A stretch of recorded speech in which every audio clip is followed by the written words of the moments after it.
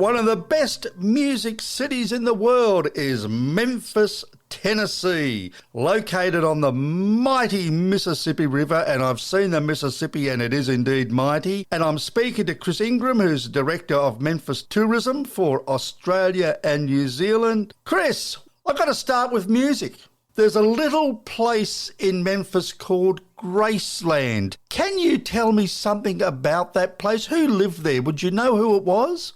Steve, an absolute pleasure, as you probably can imagine, to talk about Memphis, and Graceland obviously goes hand in hand with the city itself. Obviously the home of Elvis Presley, and even to this day, I think one thing that's sort of probably not as well known is that Graceland, and certainly Elvis's legacy, earns more money today than he did in his entire lifetime. So, you know, the man still continues to be an absolute hit right up to this day. And, you know, Australian audiences absolutely still love Elvis. I know that Elvis is buried at Graceland, and the reason for that is he was actually originally buried in the Memphis cemetery, and people were trying to actually rob his grave. So that's why they moved him to Graceland. But I know many people, particularly music lovers, whenever they go to the States, they've always got to go to Memphis. They've always got to go to Graceland. And of course, Elvis was the king. He was the one that really popularised rock and roll. But of course, if it wasn't for Sun Records, Sam Phillips' little studio there, we would not have heard of Elvis, because Elvis went into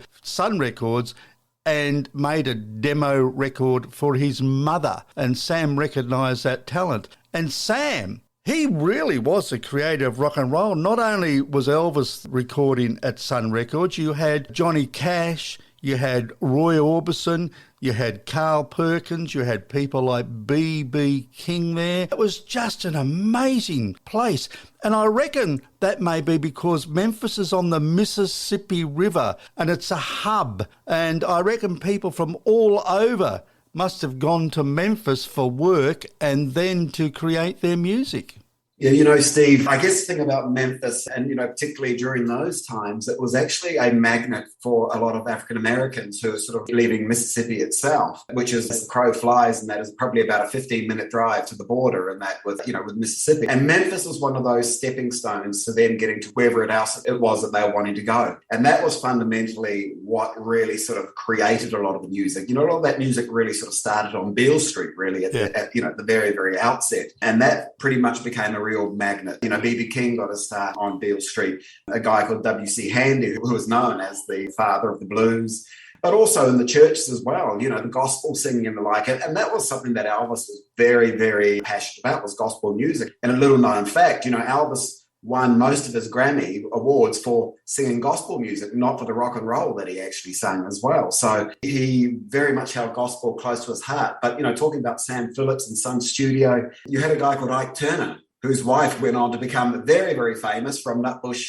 Tennessee. And Ike Turner was responsible for going and recruiting a whole lot of black musicians to actually record at Sun Studio. And so that's how Sun Studio got going, and that with those black musicians. And again, as you say, a joker called Elvis Presley walked by one day and thought he'd get a record cut for himself. And, you know, the rest is history. Yes, it was Roy Orbison, Carl Perkins, Johnny Cash, but probably one of the most valuable musicians to Sam Phillips, and one that he was very reluctant to let go of, was a guy called Jerry Lee Lewis. And so it's well documented that Sam ended up selling Elvis' contract to RCA, and with Elvis sort of moving his recording to Nashville. But Jerry stayed in Memphis, and to this day, he still lives some 15 minutes out of Memphis. You've also got Booker T. Washington, Booker T and the MGs, and they started Stax Records, which was really more soul. So you've got blues, you've got rock and roll, you've got soul, you've got country, you've got gospel, and you've got hip hop, all related to Memphis. I mean, really, you cannot go to Memphis, can you, and not indulge yourself in whatever type of music gives you pleasure. You know, we've even got punk music as well. And again, another little known fact,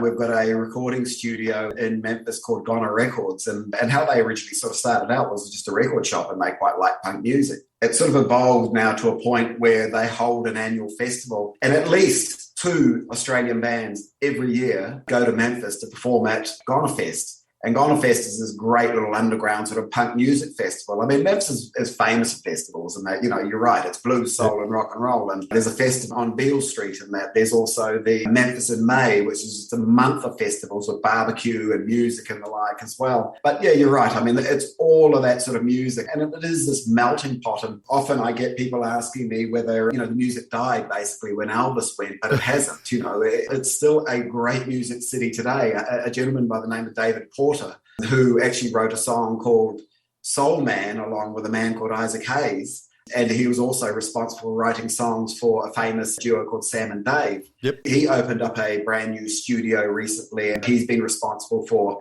I guess, the emergence of a lot of young Southern musicians, if you like, in that sort of hip-hop, R&B genre. But it just never sort of stops there. And that, you know, the thing is that everyone there just has a really sort of open mind and certainly an open palette when it comes to music. I guess fundamental to everything really is blues. You know, blues is very much what drove and still drives everything today. Well, you mentioned barbecue before, and I know that there are over 100 barbecue restaurants in Memphis. And they have the World Barbecue Cooking Contest every year. Now, the barbecues in America are not like we know in Australia and New Zealand. You don't just throw a chop or a sausage on the barbie. These take hours and hours and hours to prepare. They've got to be cooked slowly over wood, and you've got to have a particular type of wood. It is really a very technical way of cooking, but it is so good when you actually get it in your mouth, isn't it? Oh, look, there's no doubt about it. It's so worth it when you get the final result. And Memphis's philosophy is low and slow. And you have other states that sort of pretty much adopt the same sort of philosophy when it comes to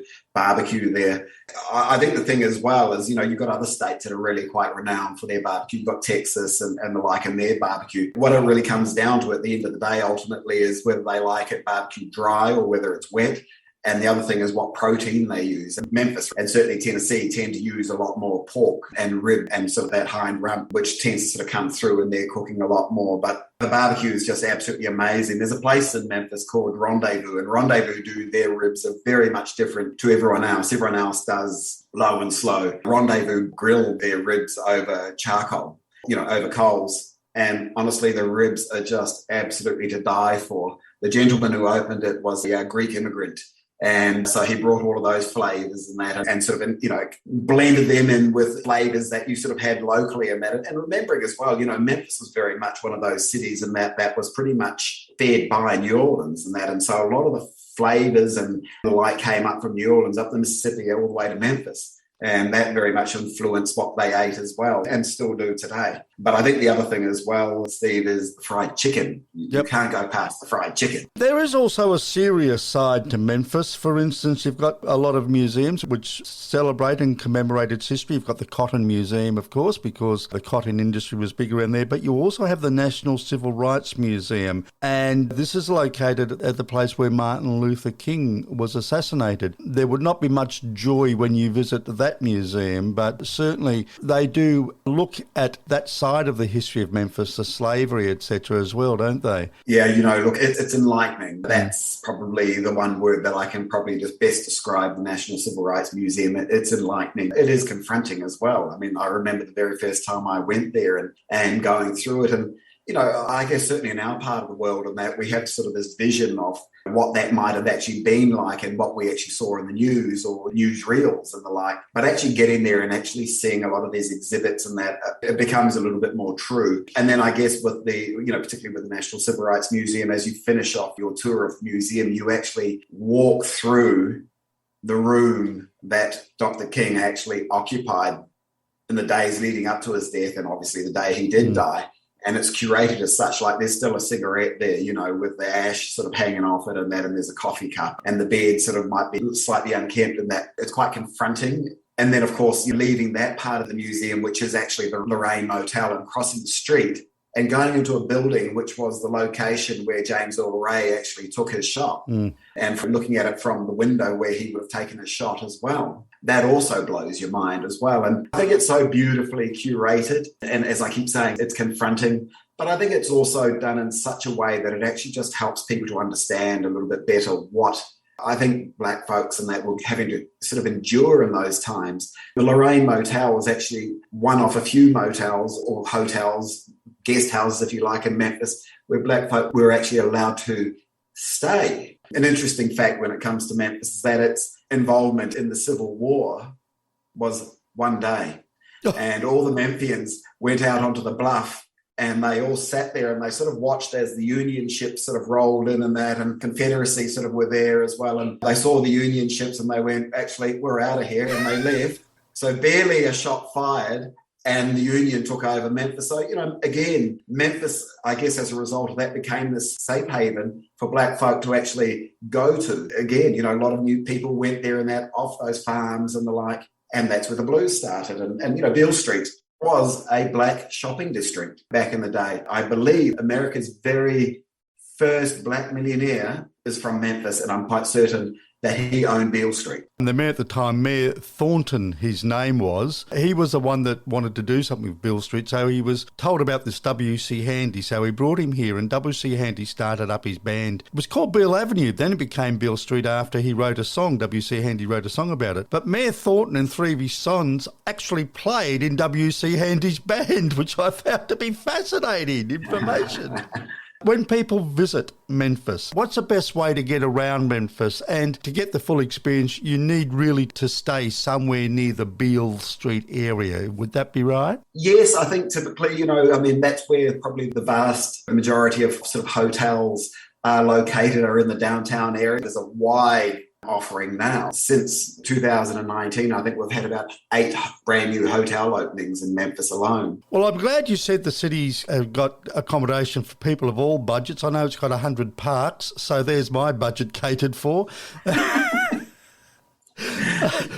Chris Ingram, Director of Memphis Tourism for Australia and New Zealand, thank you so much for bringing Memphis alive. It is now on my must-do list. It is a fantastic place. It's a sort of place, I imagine, where you don't really have a lot of time to sleep when you visit. It's probably wise not to sleep because you might miss out on a bit in that. And the thing is, we're always accommodating to people who don't sleep as well. Beale Street is wall-to-wall music sort of all hours of day and night. Certainly from my perspective, that the minimum amount of time, particularly if you're coming from this part of the world, that you want to spend in Memphis is a minimum of 3 nights, 4 days in Memphis. And I swear to God, you'll only scratch the surface. You'll only get to see the touristy things. So you really want to sort of get as much time as you can. And I think the beauty about Memphis is that it's only 3 hours from Nashville. So you're in close proximity. You're literally 15 minutes away from the border with Mississippi and that. So you can actually be on your way to Tupelo, Mississippi, and that where Elvis was actually born. That's about a 90-minute drive from Memphis. You go to Clarksdale, which is basically where they reckon,